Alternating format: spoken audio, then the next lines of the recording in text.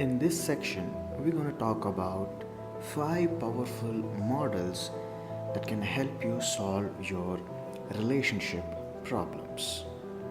Starting with the first one. The first model is called the model of accountability.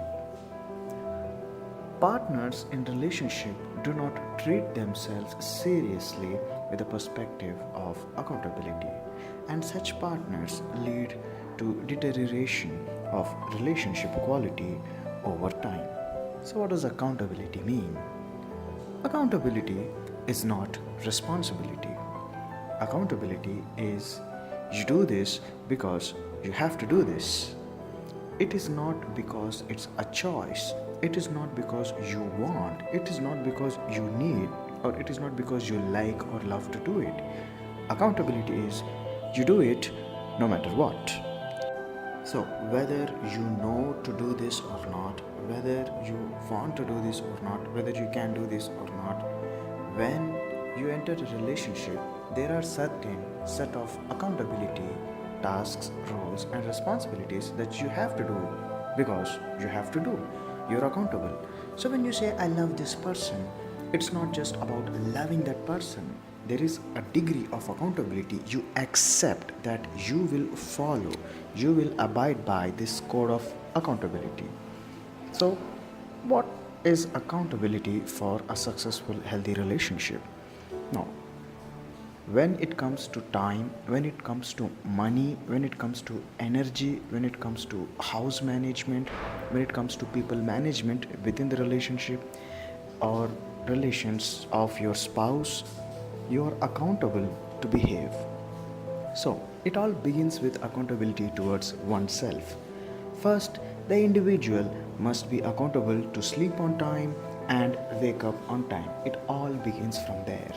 Once you are accountable towards your own time, you can have time to spend on accountability for your relationship. So you got to first manage yourself well, and it's an accountability. So when you are in relationship, when you are married, you are accountable to go to bed on time, you're accountable to wake up early. This is not a choice, this is an accountability. Couples who have identified these roles have healthy house management practices, have better time to do things that they love to do, and there are no conflicts because both the partners do what they are supposed to do nevertheless. So it begins with time, managing yourself. And next, what? Your roles and responsibilities. So we talked about how couples can discuss roles and responsibilities which can be mutual or which can be shared. For example, cooking. Now, if both the partners know to cook, cooking can be mutual, like I do some days, you do these days. No, they both can agree to a code. Now, all of this is still responsibility. This is not accountability, right? But when it comes to accountability, someone must take the charge. Like when the kid is hungry, both the parents are accountable to tend to the child first. It's not about responsibility, it's not about shared responsibilities or mutual responsibilities. The parents are accountable. The parents are accountable to give time when they come back home. The partners are accountable to spend time with each other every day. See, that's an accountability. It's not a matter of discussion, it's not a matter of choice, it's not a matter of decision to be taken when things go wrong. It's accountability. Most relationship problems happen, they occur because somewhere you are missing accountability with time, or accountability with money, or accountability with energy. So in relationships, you must understand what is my accountability. You are accountable to spend time first, so allocate time. This is the time I do my personal stuff, I do my private stuff, I do my social stuff, and I do my professional stuff. And where does your relationship time and your partner's relationship time match? So sit together and say, hey, look, you know what, since we both are accountable to spend time with each other, let us do it now like this.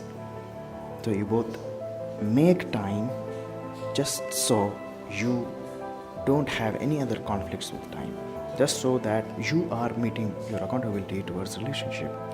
When it comes to money, money you're accountable to spend money on yourself. See, it's not just a lifestyle choice, it's you're accountable. Your money must be spent on yourself. So you're accountable to spend money on yourselves, to buy things that you love, buy things that you need, buy things that you want just for fun or luxury or for need based requirements, doesn't matter, but spend money on yourself, and that's an accountability. Not just that, now that you're in a relationship, you are accountable to spend your money on the partner as well. So identify your partner's needs, identify their wants, their requirements, their lifestyle, their luxury, and you're accountable. See, it's not a choice. You are accountable to spend your money on him or her. And most of the times when we don't realize this accountability, just because maybe both the partners are earning, or maybe one of the partners is earning and feels that it's okay, I'm taking care of my family anyway, and we have great house, great food, great clothes, but they forget this accountability. And what happens when people forget this accountability of money? The partner feels they are not respected, they are not cared enough, they're being given so much little after doing so much for the relationship every day. So, to restore the balance, to restore the sense that, hey, look, you are respected, you are cherished, you are important to me in this relationship, there is a certain degree of accountability, which is time and also money, that you must spend on your partner. So if things are going wrong, somewhere the accountability structures are disturbed. And usually, 90% of the times, the problem begins because there is a time mismatch. Maybe the partner is not spending enough time. Maybe one of the partner has not realized the accountability of time towards the partner. Or maybe one of the partners is over expecting time, which is beyond the accountability levels of the opposite partner. Now, the third one in accountability is accountability with effort. Okay, all relationships require certain degree of effort to be done by you. Now, say for instance, who picks up the newspaper, who cooks food in the morning, who does milk in the morning, who cleans up the shelves, who does the laundry, who gives what to which maid or which servant, or how do you manage the house, who buys the monthly groceries, who fetches the vegetables, who drops the kid, who gets the dress ironed. You see, there are so many roles and responsibilities here. Now, before the partners sit and share these roles and responsibilities, both must operate from the mindset that, look, whether you or me, we both are accountable to do this. That means we will do this. Whether the other person is doing it or not, I will do this because I have to do this, because this is my relationship, because this is my loved one, because this is my life, because this is my home. What does that sound like? It sounds like 100% ownership. Successful couples are people who both individually act in manner as if even the other person did not exist, they would have still done this all by themselves 100%. And when you own things like that, when you operate your life with 100% ownership like that, you begin to see possibilities, you begin to see time saving techniques, you begin to see energy management techniques on how you can spend time and make things happen. So, time, money, and energy, they all work interlocked in defining your accountability. Partners must feel that accountability towards each other, and successful couples are people who would have done that anyway. They don't blame, they don't complain, they don't argue, and they don't justify. Now, this is very important. Listen to me carefully. First, they don't blame. Okay, successful couples, they don't blame that, look, if a mistake happened, if something wrong happened or something is not happening, they don't blame the other person. In fact, they both behave in the manner that it's okay, we understand that maybe I did the mistake or maybe you did the mistake. They don't blame that. They now think, look, whether you did the mistake or I did the mistake, we both are accountable to correct this mistake. So let us do this together. what does it happen? It reaffirms the faith in the relationship. It reaffirms the values in the relationship, that look, this is very important that we are in this together. It is very important for people to know that, hey, it's okay for me to make mistakes because I know I have a support system that I can fall upon to. So that's where the bonding gets deeper. It's not about living flawlessly, it's about going through the mistakes together with 100% ownership without blaming each other. And what do the unsuccessful couples do? They blame each other. They blame, look, this happened because of this, because of that of yours, because of your behavior, because of your family background, because of your mom, your dad, your friends, your inability, your unemployment. See, they blame. Now look, just imagine for sake, hypothetically speaking, even if the partner did not exist, you are accountable to solve these problems anyway, right? So why not just do things that way? Whether my partner existed or not, I have to clean my house. Whether my partner is there or not, I got to take 100% care of my kids. Now look, when both the partners begin to operate like that, you get more out of the relationship. Your kids get more out of the relationship. So the missing component that is leading to conflict, that is leading to struggles, is because people are failing in the accountability model of the relationship. So identify your roles of accountability towards time, money, and effort. Do not blame, do not justify, do not argue, because these things just exacerbate the conflict. They just precipitate the situation, leading to a dead man zone. Okay, successful couples, they think in terms of 100% ownership. So I urge you to think and reflect, in what ways have you been failing in realizing your accountability towards the relationship? In what ways were you hoping or were you waiting your partner to act on your behalf?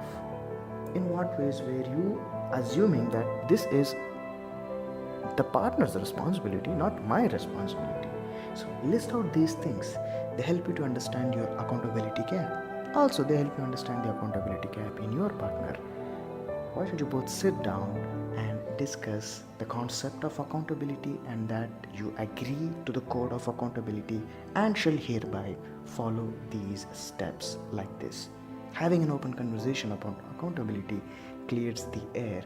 In fact, it makes you become so raw, it makes you become so transparent, because in relationships we are always magnetically attracted to honesty, to truth, to deeper values. So when you accept that, hey look, this is my accountability, but I think I failed to understand this, but today I understand, so I want to work on this, I want to work on my mistakes, and therefore I'm willing to do this with 100% ownership. So I just want to let you know that we both can work this out together, and I am willing to give my 100% like this, because I value this relationship. I value you in my life. You are important to me, and therefore I'm willing to change myself. I'm willing to act in accountable ways and do things like this. What do you create? You create a great, loving relationship space. So there you go. If you have turbulent relationships, figure out something is wrong with your accountability. Is it time? Is it money? Or is it energy or effort? It could be anything that belongs to any of these broad categories, but figure it out, discuss your accountability, and start behaving in an accountable manner going forward. The second model of successful relationships, of couples who solve their relationship problems easily, is the model of acceptance. So what does acceptance really mean? We all accept a person as our life partner, or as our lover, or as our would-be or fiancé or life partner. Now, when we use these terms, we're just simply saying, hey look, I love you as my partner. See, I'm talking about a deeper word here, acceptance. What does acceptance mean? Acceptance means understanding that person as whole, understanding the personality of that person, understanding the habits of that person, understanding the needs wants, and requirements of that person, understanding the story of that person, understanding their strengths, understanding their weaknesses, understanding the things that you love about them, understanding the things that you don't like about them, and yet you say, I accept this person knowing like this completely in my life, as my life partner, as my lover. See, that is acceptance. And what does that mean when you say accept? Accept doesn't mean you just welcome them in your life and force them to change. That is not acceptance. Relationship conflicts happen because most people are trying to change the other person. And there's nothing wrong about trying to change your partner for good ways.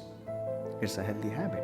But it becomes wrong, it creates turbulence in relationship because you're trying to force that change because you believe you are right and you believe that what you're doing is right.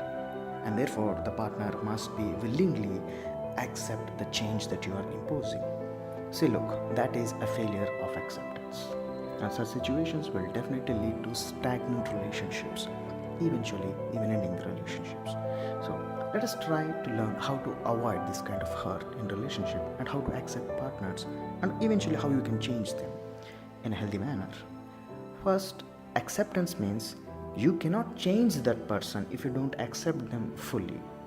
For example, I cannot change water to ice. Okay, there are ways I know how I can change water into ice. I can put it in my freezer, I can put it in refrigerator, I can lend it to somebody and get it freezed. See, there are ways I know how to change the state of water, right? But that doesn't mean I should change the state of water.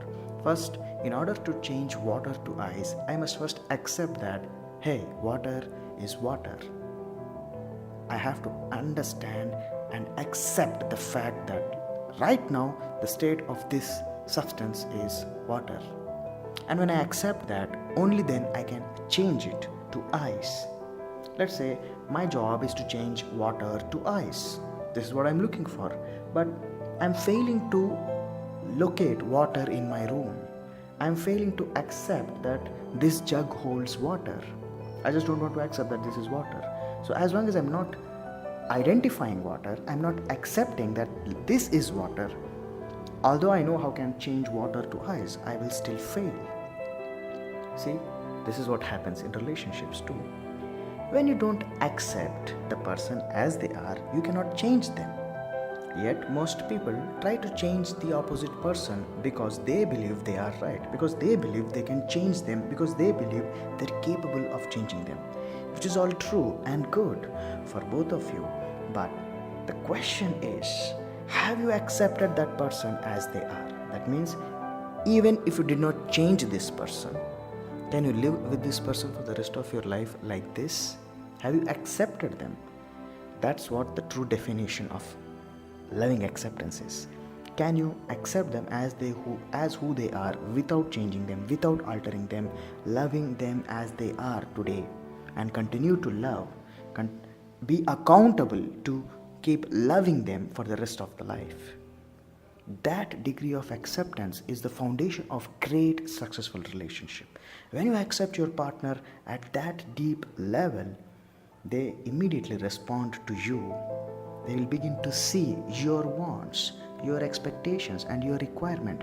And when they see this level of acceptance, now they are willing to change for you. That's how you get the change happen.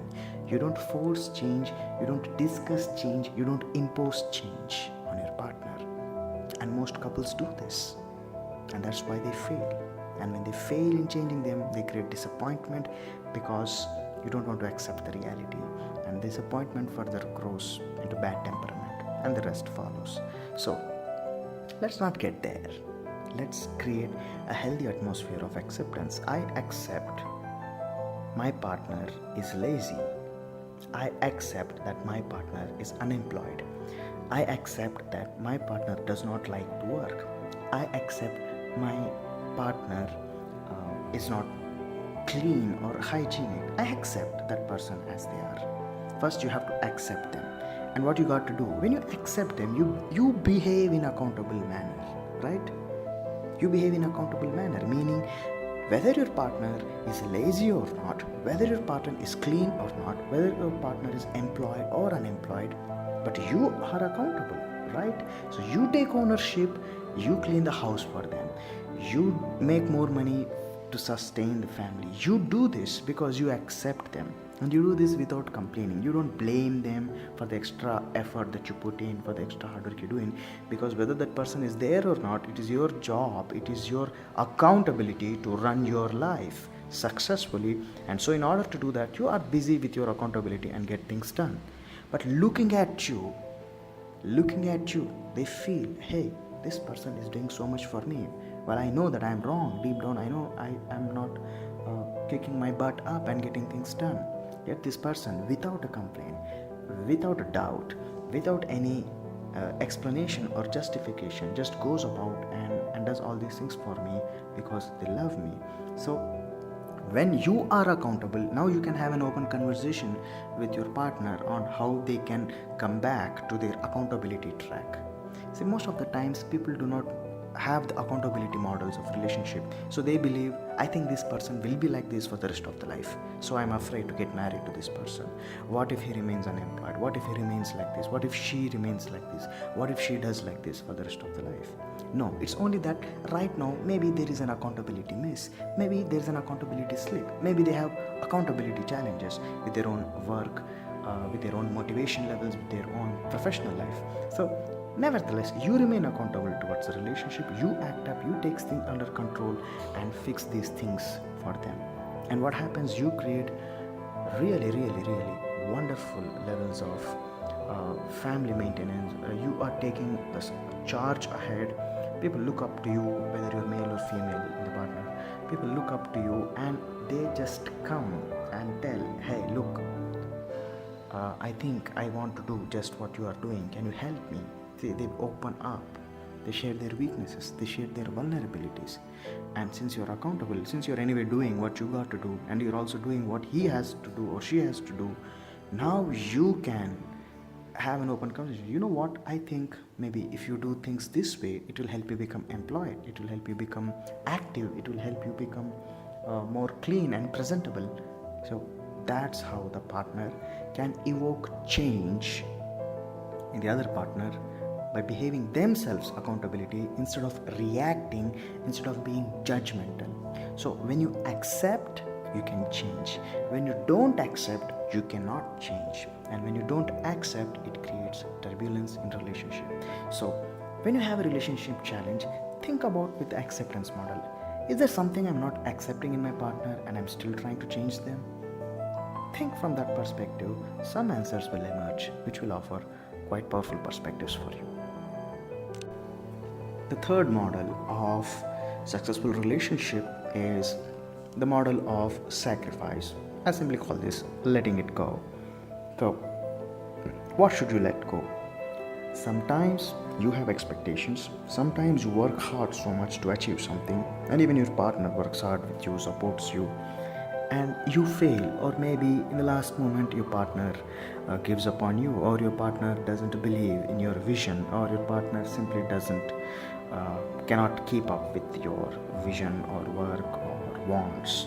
They just fall back, and that creates kind of emotional setback, not just for the fact that you're not achieving your expectations, but also because it's an emotionally upsetting situation, because your partner is failing to understand you and support you.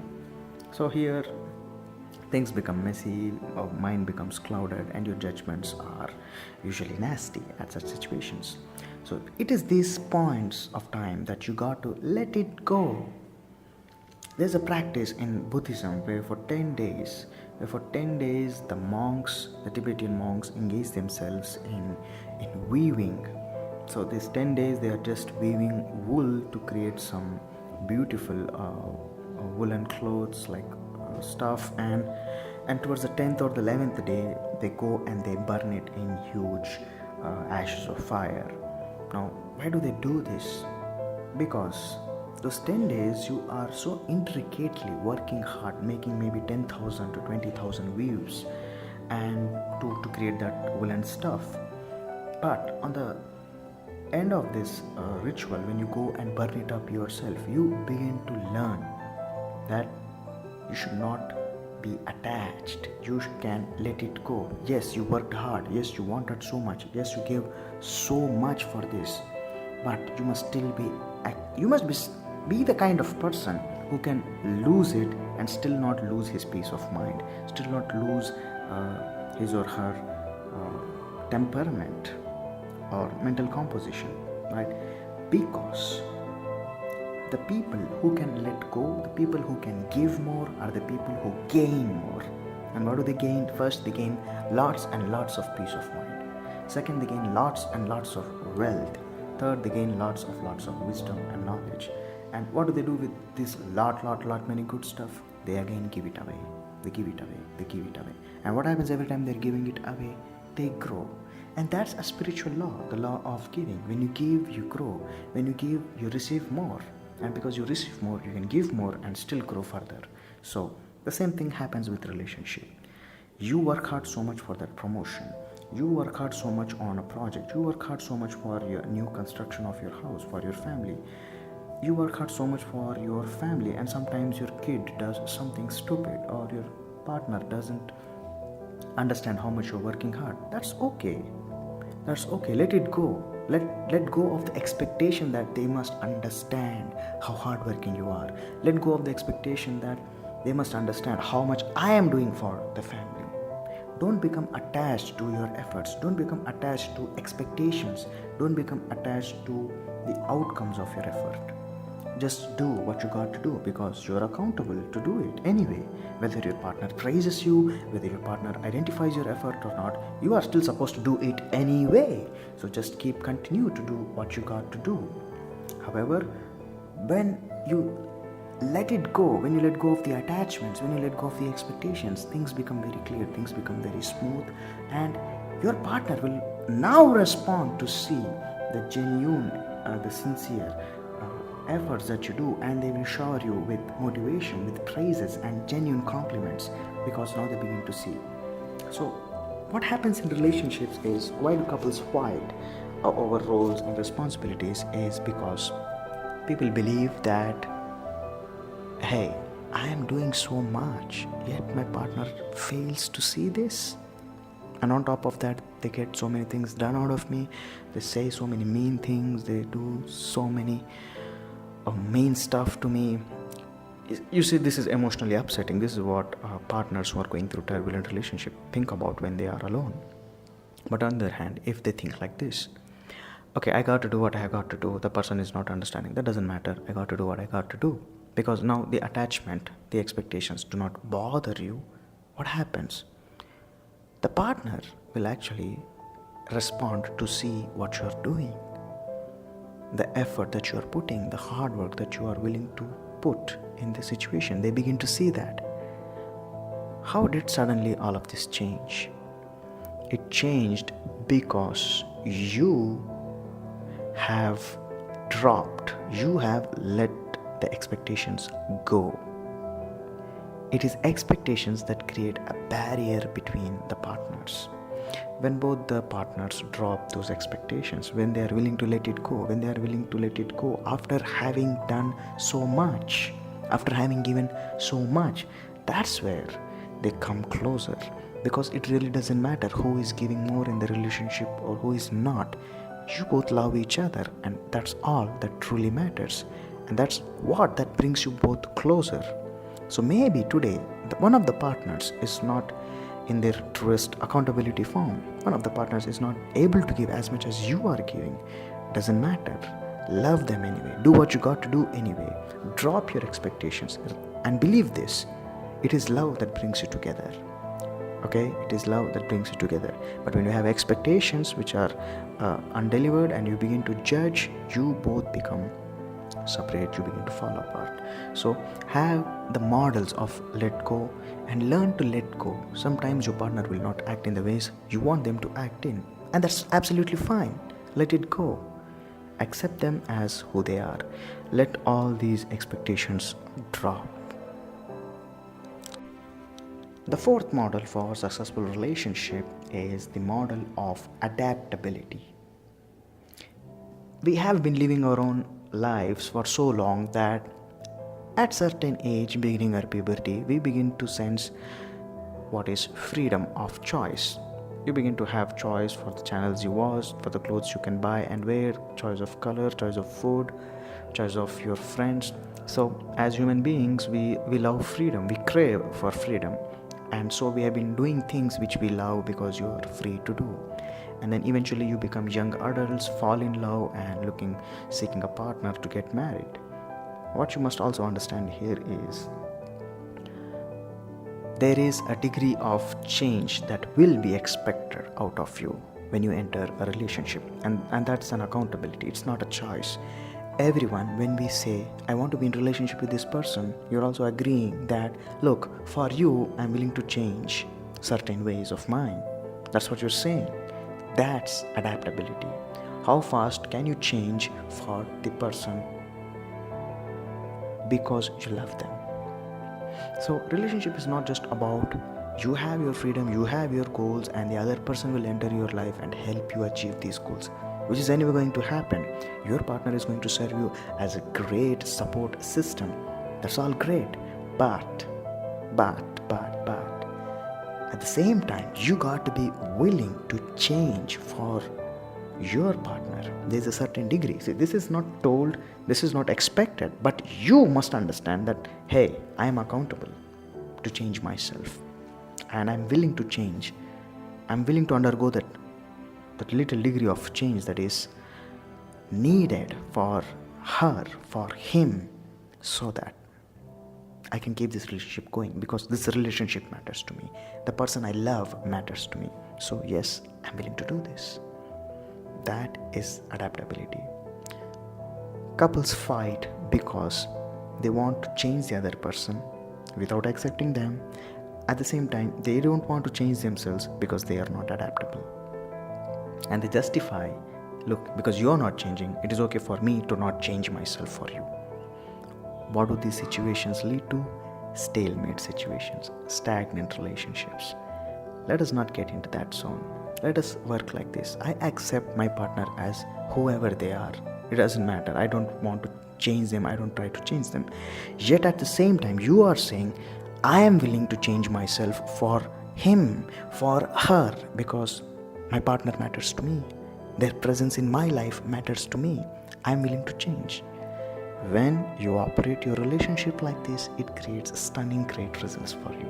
You have deeper relationship, you have great romantic relationship, you have honesty, trust and integrity, you have a support system like a friend with whom you can share your strengths, your weaknesses, your daily trifles, your achievements, small, big or medium. With them you can laugh, you can live, you can just be like kids with them. And that's where successful relationships are. Successful relationships are relationships where the partners are so happy, so close and entangled with each other, just like kids in the playground. That degree of relationships happen when you accept without judgment and when you also adapt to change without expectations. Think about this too and analyze where these perspectives, where the model of adaptability and the second model of acceptance that I shared earlier apply in your case and your situations, and make a list of things that you got to change, list of things that you got to discuss with your partner about your relationship. The last model for successful relationships is the model of equality. All successful relationships are successful, long-standing, running into decades long, because both the partners treat themselves equally. See, money is a power equation. Time is a power equation. Physical strength is a power equation. As long as we live in the 80s and the 90s, or the patriarchal dimensions of relationship, things are not going to be long-standing and happy in the long. I'm talking about relationships where both the partner first believe that the male and the female doesn't matter, are equal, or the partners in the relationships are equal to each other. The positions doesn't matter, the earning ability doesn't matter, who they are and who they are not doesn't matter. What matters is we both agreed to enter this relationship, and because we both are equal, we entered this relationship. So the respect, the time, the attention, the importance given to their wants and needs, and giving them love and care with accountability, this all must be done equally. If there are conflicts in relationships, possibly because one of the partner feels superior than the other, because of gender, because of earning ability, or because of things that they believe that they did some favors to the other partner, so it's okay that they treat themselves high than the other person. In relationship, both the partner must understand that both are accountable to respect each other. When I say respect, respect each other's time, respect each other's preferences and wants. And you will have opinions and differences, but still you will respect that. It's okay. Everyone has right to have opinion. My opinion can be different from yours, but still I respect your opinion and you respect mine. And power. We both have equal powers when it comes to kids, when it comes to decisions, when it comes to problem solving. We both can exercise equal powers. So when you have a sense of equality in the relationship, you always feel trusted, you always feel secure, you always feel safe, because something higher, something superior, and you feel inferior, you feel intimidated in the relationship. You don't want to speak the complete truth. You don't want to be your absolute best in the relationships, because you're always insecure, you're always scared, you always feel like you are less, you are downtrodden, right?